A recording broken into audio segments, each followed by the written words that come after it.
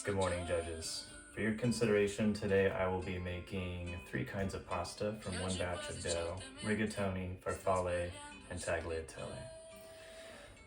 We're having some people over for dinner tonight, so I'll use the classic ratio of 100 grams of flour and 1 egg per diner. I have 375 grams of 00 and 125 grams of semolina and 5 eggs. 1, 2, 3, 4, 5. I know some pasta makers will just make a well of flour and they'll put the eggs in it and whisk it around, but I can never get the walls to stay and it's extra messy. So I've got the Consuela bowl here. This came from my wife's grandmother. She historically has made a bunch of fruitcake in it every year, starting when she was a teenager, just to raise money. And eventually, she married Dara's grandfather, who was half Mexican, and on a trip to Mexico, found this bowl, and this became the giant bowl in which she would make all the fruitcake in. Now Dara has the bowl, and I have found it's really good for making pasta in, especially if I have the girls help me, because it just catches everything. We don't have to worry about it spilling on the counters. So I'm just working this all together with my hands. The best tool. It's a fun sensory experience. And I just want to get all of this together. It's probably easier to put it in a food processor, but I enjoy the actual process. Putting everything together, feeling it on the hands, the sounds of cooking, the sights, the smells. I've always enjoyed cooking. I started, I guess, more out of practicality with my mom. She wanted to make sure all of us kids knew how to cook and fend for ourselves when we got out in the world. But she would cook for a family of 5, and she's a pharmacist, so she's all about chemistry and exact numbers and measurements, and so everything was about practicality and efficiency and trying to make stuff for picky eaters. And so at some point, I started branching out beyond cooking that way as just a means for sustenance and as a means for creative expression and trying new things. And all cultures have a love affair with food, but even though there's no Italian in my family line as far as I know, I think just the Italian culture in particular, and Mexican, so maybe the Latin culture around food, like the French as well, I think about, just really speaks to that part of my heart, and cooking has become something that really stirs my affections for the Lord. I think it's a huge grace that when he cursed man for disobeying, he didn't just turn sustenance into gray goop to keep us alive, but even as the ground kind of rebelled against us with thorns and we're having to farm by the sweat of our brow, we do still get to cultivate plants and tend to animals and harvest the meat and the fruits and make delicious foods. And every culture has their foods, and some foods even can be combined together, and I just think it's so beautiful. It's a beautiful picture of what I think heaven will be, and just the mercy of the Lord, that even in a cursed existence there is still this common grace of food that is enjoyable to the palate in texture and taste, color, smell, all the different spices, all the different ways you can combine things. So I enjoy cooking. All right, so I've got a pretty good ball here. There's still a little bit of flour and egg that's not quite incorporating yet. So I'm just gonna add probably a touch of water. Pull in a very little bit of water. Work it through, see what happens. And I'm gonna start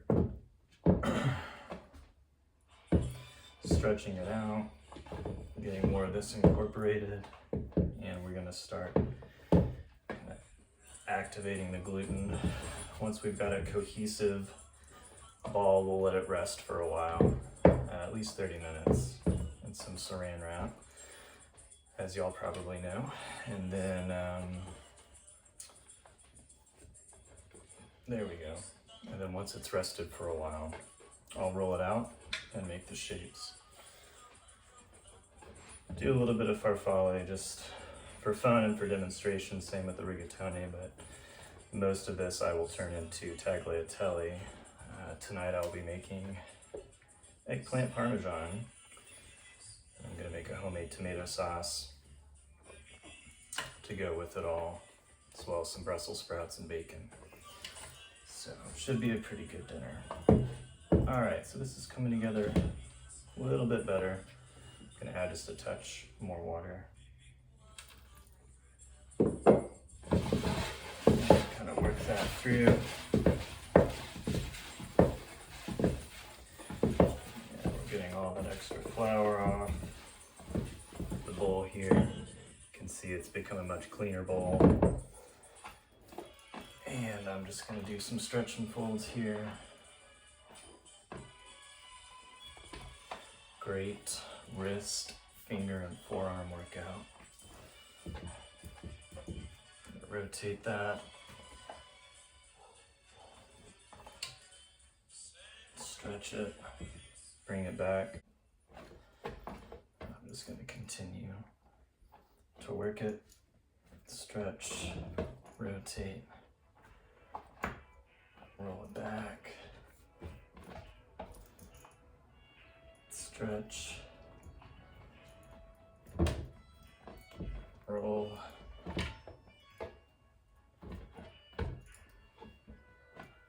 and again.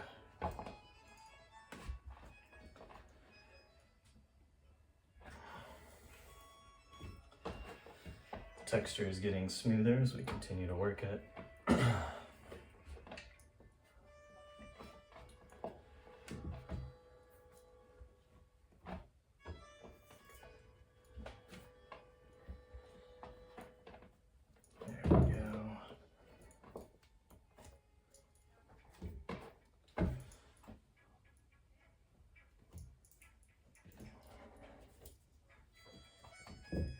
Stretch it out a little bit more.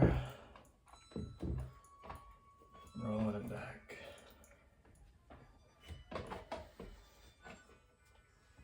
You know, the food processor is easier, but there's a certain romance to this, I guess, romantic element that I enjoy. I don't do this very often, so it feels good to use the hands and the muscles. And there's a certain measure of satisfaction that comes from the eating, knowing that you truly made it, not just from scratch, but by hand, I think.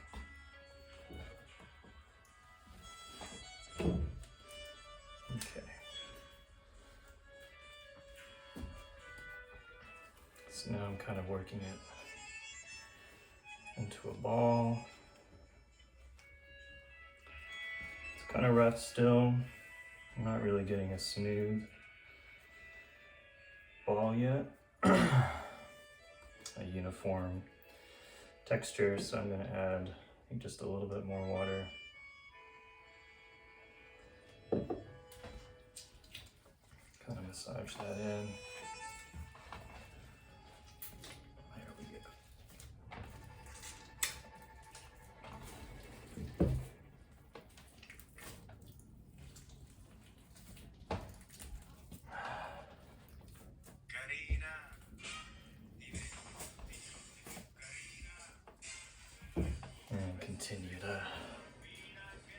stretch and fold and knead and work this dough.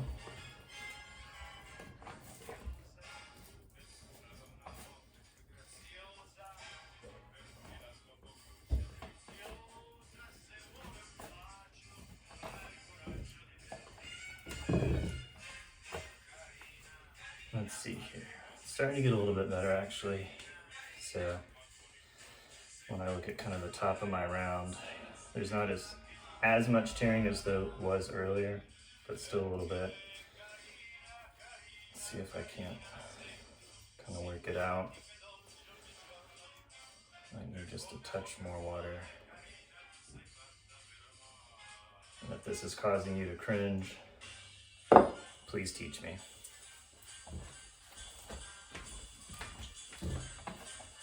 Just do a little bit at a time. You can always add more, but you can't usually take something out.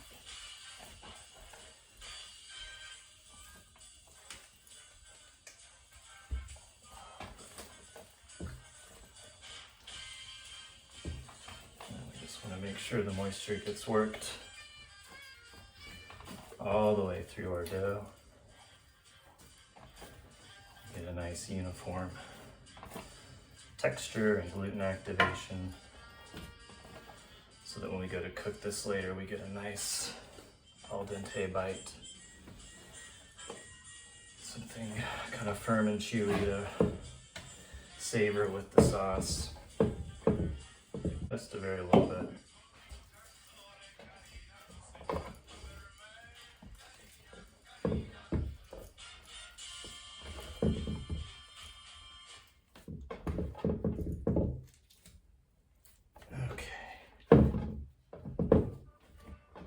Getting softer and more pillowy,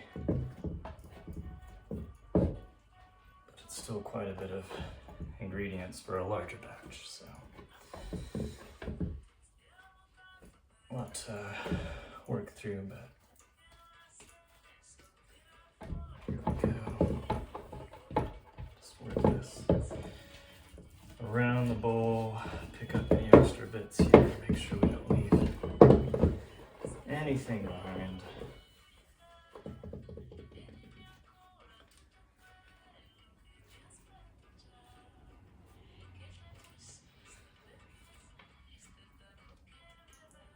Yeah. Very stretchy, tearing. Gonna add just a little bit more oil. Work it through. Okay, so I've massaged a little bit more oil, a little bit more water into this dough, and got into more of a cohesive ball. And then, as can happen, it got a little bit sticky, so I just dusted it with a little bit more 00, and I've now got a ball that is so soft and pillowy and is easy to manipulate just with one hand. So I just do a little bit more kneading and working. And there we go. Got this beautiful ball of dough now.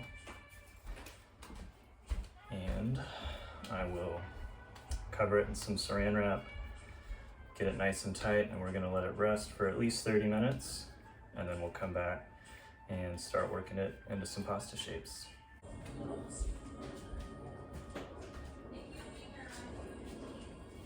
Okay, so we have rested the dough for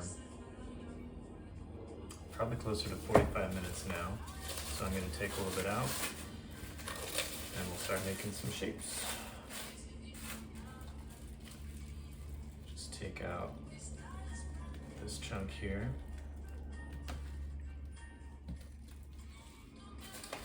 And we'll keep the rest airtight in this plastic wrap so it stays fresh for us. Okay, so the dough is rested for about 45 minutes now. I've taken a little bit out of the plastic wrap and rewrapped the rest to keep it fresh. And dust the board with a little bit of flour so we can work it. There we go. And know I guess the true pasta makers or professionals might use a Mattarollo. Sounds cool. I don't have one. We'll use a rolling pin.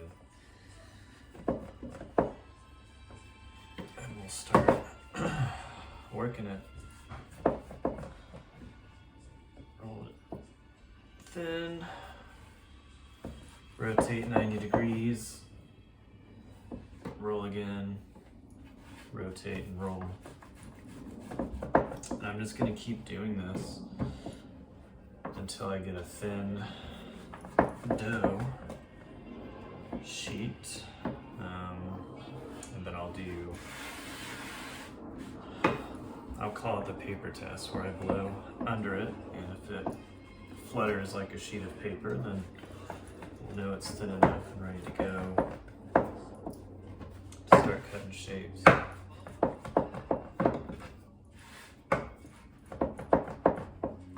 Sure, a pasta machine makes quick work of this, or a heavier rolling pin even, but that's okay. Don't do this super often. I like the process. I noticed that my dough is sort of curling at the edges here, or even starting to fold within itself here. I'm not actually sure what causes that, so I would hope to learn that and maybe how to avoid it if it's even a big deal. From the true Italians. But I will keep working this in the meantime.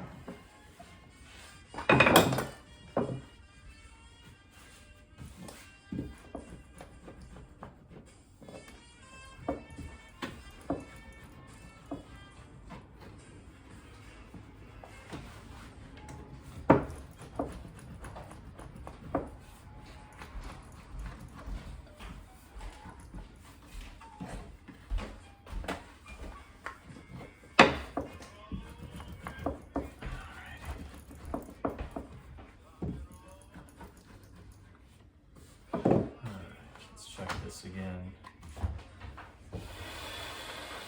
There we go, there's some flutter. So now we'll do this. Cut a section here, and again here, and here. I'm gonna set this aside. Okay, so for the farfalle, the butterfly, which I think sounds a lot cuter than bow tie, but that's what we call it here in the States. I've got a rectangular strip here that I've cut, and I'm just going to now cut some smaller rectangles out of that. That'll do. Then we'll pinch it together. Today I thought I'd try using a chopstick just to help with that center dimple, because that middle channel really helps to hold the sauce when you cook with this particular shape. There we go.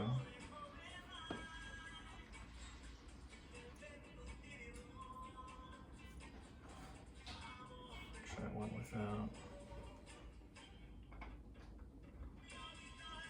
Not quite as pretty, honestly, so put that in there. And last one. Okay. There we go. Farfalle. And then for the rigatoni, something similar.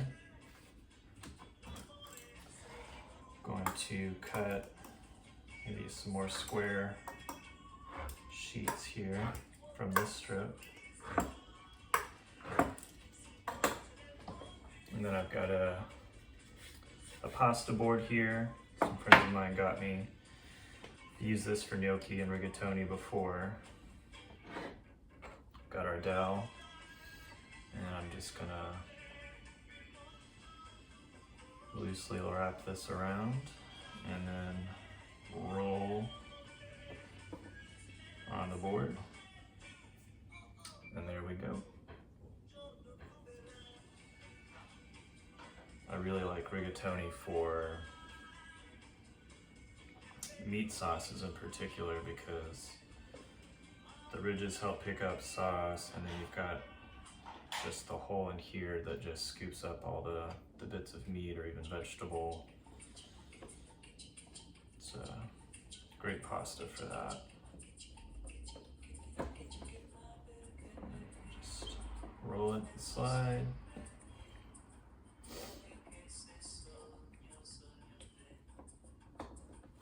Roll it and slide.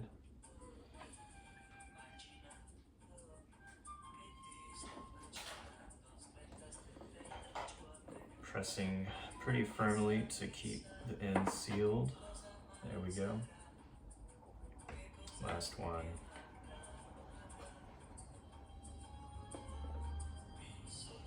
Yeah, just great ridges. You can see the dimpling and the texture through. Alright, this will end up being a little bit of a rougher shape. I'm going to coat with a little bit more flour, just a light dusting, fold, and again, grab a knife, and we will just slice. You can do thin, you can do wider, medium. I love the variability you get with tagliatelle. And there we have it. Here's some of the littler ones. So there we go. There's the pasta dough, 3 shapes. And for your consideration for your Christmas pasta masterclass, I'd love to learn anything else you have to teach me so I can keep perfecting this art. Thanks for watching.